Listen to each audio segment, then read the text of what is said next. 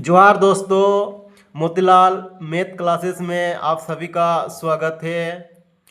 आजकल के हर competition exam में अच्छा स्कोर करने के लिए आपको मैथ यानी कि गणित समझना बहुत ही ज़रूरी है। मैथ के बिना अच्छा स्कोर नहीं किया जा सकता है। अतः मैं मदनेश्वर आप सभी को बहुत ही आसान भाषा में शॉर्ट विधि से बनाने सिखाऊंगा। कृपया वीडियो को पूरा देखें और लाभ उठाएं। प्रश्न संख्या 71। एक व्यापारी किसी वस्तु को उसकी लागत में 10% वृद्धि करके बेचता है। इसके बाद वो इसके मूल्य में 10% कमी कर देता है। उक्त व्यवसाय में व्यापारी को प्राप्त होता है ए में ना हानि ना लाभ, बी 1% हानि, सी 1% लाभ या डी 2% लाभ। क्या होगा उसको निकालना है। चलिए इसको हम लोग सबसे पहले लागत मूल जो है उसको मान लेते हैं 100। देखिए कितना आसानी से बन जाएगा। अब वो लागत मूल में अब हम विक्रय मूल्य निकाल देंगे यानी कि एसपी। ठीक है, सेल प्राइस। ये लागत मूल्य में 10% वृद्धि करता है, मतलब क्या 110 कर देता है। 110 में फिर 10% छूट देता है यानी कि 90 रुपया में बेचता है 100 की वस्तु को। अब क्या हो जाएगा, देखिए 1 0 2 0 कट जाएगा, 11 9 में 99। मैंने हमारा 100 रुपये लगाया था लेकिन वो बेचा 99 में, तो क्या हो गया 1 रुपया घट गया ना, मतलब क्या हो गया 1 रुपया कम हो गया, मतलब 1% हानि हो गया। इस तरह से ये बी हो जाएगा 1% हानि। प्रश्न 72। किसी वस्तु को बेचने पर एक व्यक्ति को उसके विक्रय मूल्य के 25% के बराबर लाभ होता है। उसका लाभ प्रतिशत कितना है। देखिए इसको समझा के बना देते हैं, तुरंत बन जाएगा।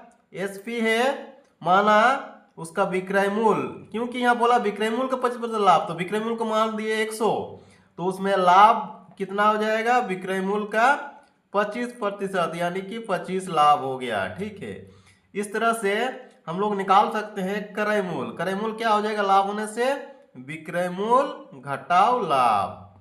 ठीक है, विक्रय मूल्य तो घटाव कम होगा ना, क्रय मूल्य लाभ हुआ है तो घटाव हो जाएगा यानी कि 75 हो गया। अब देखिए हमको निकालना है लाभ प्रतिशत। लाभ प्रतिशत अब निकल जाएगा आराम से। लाभ प्रतिशत बराबर क्या हो जाएगा, लाभ कितना हुआ है 25। हमेशा क्रय मूल्य में लाभ होता है। ठीक है, लाभ हानि जो भी होता है क्रय मूल्य में ही होता है, इसलिए बटा क्रय मूल्य गुना 100। 25 तिया, ठीक है, 100 बटा 3 यानी कि 33.1/3% ये लाभ हो गया। प्रश्न संख्या 73। किसी व्यापारी ने अपने 3/4 माल को 20% लाभ पर तथा शेष को क्रय मूल्य पर बेच दिया। इस संपूर्ण माल की बिक्री पर उसे कितने प्रतिशत लाभ मिला। चलिए इसको भी हम लोग सबसे पहले मान लेते हैं क्या, उसका क्रय मूल्य कॉस्ट प्राइस कितना 100 रुपया। 100 रुपया क्रय मूल्य हो गया, तो अब उसका विक्रय मूल्य कितना हो गया। देखिए विक्रय मूल्य को 2 भाग में बेचता है। पहला भाग क्या करता है 3/4, मैंने 3/4 मैंने 3/4, 100 रुपया का 3/4 में बेचा, कितना बेचा 20% लाभ, 120/100। ये 100 कट गया, 4 तिया कट जाएगा। ठीक है, 30 हो गया यानी कि 3 तिया 9, ये 90 रुपया विक्रय मूल्य हो गया। और जो बात बच रहा है 3/4 में कितना बच रहा है 1/4, तब ना टोटल 1 होगा। 1/4 का 100, ये जितना हो रहा है इतना में ही उसको बेच देता है, मैंने ये क्रय मूल्य पर ही बेच देता है, मैंने 1/4 में ही बेचता है। यानी कितना हो गया 4 दूनी 4 5 25, देखिए 25 हो गया।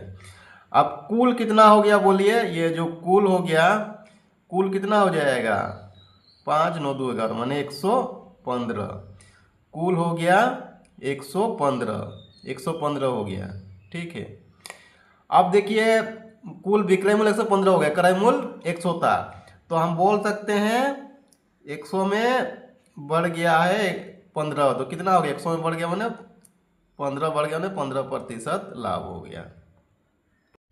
अगला प्रश्न 74, एक बेईमान व्यापारी अपना माल क्रय मूल्य पर ही बेचता है, फिर भी वो कम तोलकर 25% लाभ अर्जित करता है। 1 किलोग्राम के स्थान पर वो कितना तोलता है?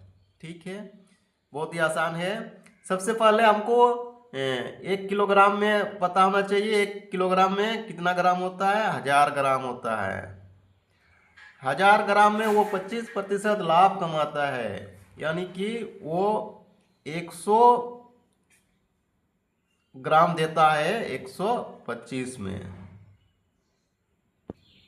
समझ में आ गया? क्योंकि वो 25% लाभ कमाता है, यानी कि 1000 में 25% मैंने 125, वो कम वाला देता है, यानी 100 देता है 125 में। अब इसको हम लोग सॉल्व करेंगे।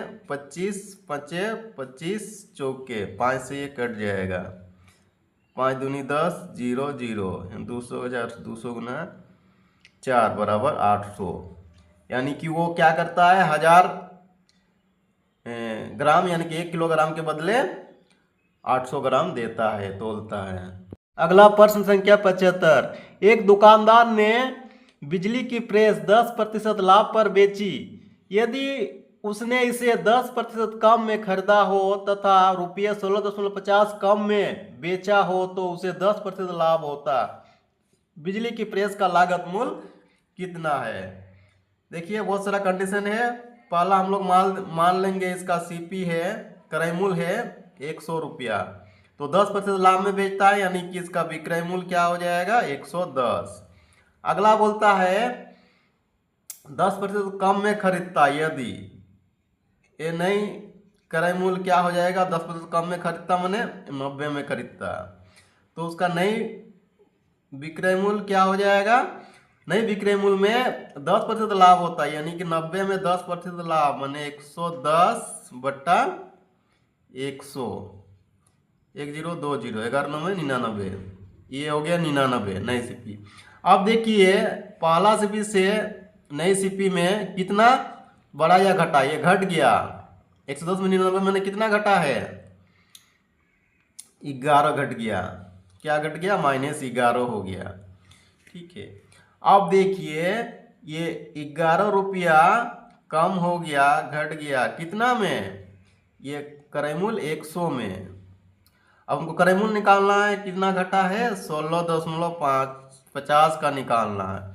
इसमें क्रय मूल्य कितना हो जाएगा 100 बट्टा 11 गुना 16.50, 100 गुना होने से ये दशमलव घट जाएगा, 11 1 के 11 5, 11 5 55 0, यानी क्या हो जाएगा 150 रुपये हो जाएगा हमारा आंसर।